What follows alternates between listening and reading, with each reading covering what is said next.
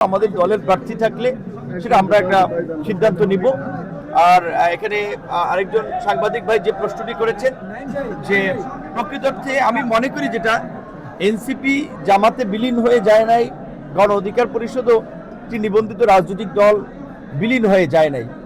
আমাদের জুলাই গণ অভ্যুত্থান পরবর্তী যে আগামীর নির্বাচিত সরকার হবে সেটি বলেছে একটি ঐতিহাসিক সরকার, এবং এই সরকারই কিন্তু জুলাইয়ের স্পিরিট আকাঙ্ক্ষা বাস্তবায়নে কাজ করবে। প্রকৃত অর্থে আমরা নবীন, আমরা তরুণ, অত্যন্ত প্রতিকূল সময়ে রাজনীতি করেছি। আমরা ওইভাবে সারা দেশে সংগঠিত হতে পারি নাই। এনসিপি তো আমাদের চেয়েও জুনিয়র, তারা ওইভাবে গুছাতে পারে নাই। বিএনপির মতো দল 17 বছর কিন্তু ক্ষমতার বাইরে থেকেছে, ফেসিবাদের বিরুদ্ধে লড়াই করে 17 বছর পরে ক্ষমতায় এসেছে।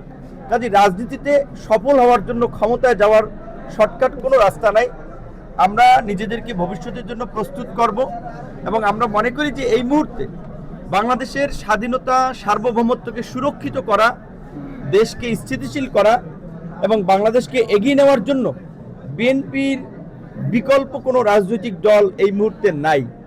বিএনপি ছাড়া অন্য কেউ, অন্য কোনো দল যদি ক্ষমতা আসে, তারা রাষ্ট্র পরিচালনা করতে পারবে না, রাষ্ট্রকে স্থিতিশীল রাখতে পারবে না, আন্তর্জাতিক ষড়যন্ত্রের মুখে পড়বে, দেশ একটা বিপর্যয়ের মধ্যে পড়বে।